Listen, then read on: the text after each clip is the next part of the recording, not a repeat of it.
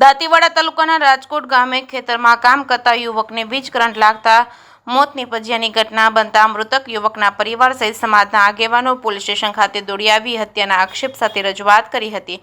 દાંતીવાડા પોલીસે બનાવના FSL panel PM કરાવી વિશેષ તપાસ અર્થે મોકલી આપવાની કાર્યવાહી હાથ ધરવામાં આવી। દાંતીવાડા તાલુકાના રાજકોટ ગામે નાગજીભાઈ વસભાઈ પરમારનું ખેતરમાં કરંટ લાગતા મોત નીપજ્યું હતું। ઘટનાથી પરિવારમાં શોક પ્રસરી ગયો હતો, જેમણે યુવકની હત્યા થઈ હોવાનો આક્ષેપ કર્યો હતો। આ બનાવની જાણ થતાં સ્થાનિક પોલીસે હાલ અકસ્માતનો ગુનો નોંધી વધુ તપાસ હાથ ધરી છે। પોલીસે ઘટનાસ્થળે પહોંચી મૃતક યુવકના મૃતદેહને દાંતીવાડા સામૂહિક આરોગ્ય કેન્દ્રમાં પીએમ અર્થે ખસેડી પેનલ પીએમ કરાવી વિશેષ તપાસ અર્થે મોકલી આપવા કાર્યવાહી હાથ ધરી છે। બનાવના પગલે એફએસએલ અધિકારીની પણ મદદ લેવામાં આવી છે। પરિવારે શંકાસ્પદ ઇસમોની તપાસમાં સંડોવણી બહાર આવે તો તેમની સામે હત્યાનો ગુનો નોંધાય તેવી માંગ કરી છે। જે કેસ ગુજરાતી સાથે ભરત ઠક્કર ડીસા। અમે રાતે ડૉક્ટર સાહેબની રજૂઆત કરી કે પીએમ રૂમમાં લાઇટ નથી, ત્યાં બેસવું હોય ને અમે આખી રાતના અંધારામાં બેઠેલા છે।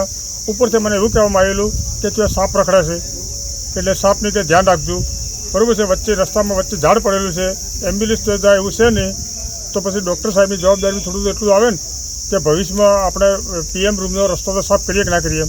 17 તારીખથી ઝાડ પડેલું છે વધીમાં, તો 17 તારીખે 8-10 દિવસ આવ્યા તો હજી ઝાડ હટાવવામાં આવ્યું નથી બસ, અને અમે લાશ ઉપાડી અને પીએમ રૂમમાં લઈ ગયા। એટલી ગંદકી પડી છે કે બેસવાની કોઈ વ્યવસ્થા નથી, પીએમ રૂમમાં લાઇટ નથી, કશું કોઈ ચીજ નથી।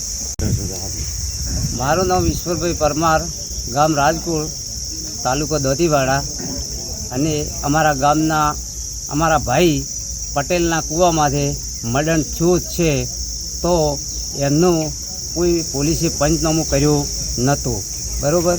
પછી આ છોકરો જે મર્ડર થયું છે એ મારવામાં આવેલો છે, બરાબર। પછી કરંટ બરંટ લાગ્યો નથી, પછી કોઈ આપણે પોલીસનો કેસ કર્યો નથી, બરાબર। એફઆઈઆરની કોપી આલી નથી, પછી કોઈ આ દવાખાનામાં છોકરાને લઈ રાતની વાતના બેઠા છે, લાશ ઉપર ઘા દેખાય છે।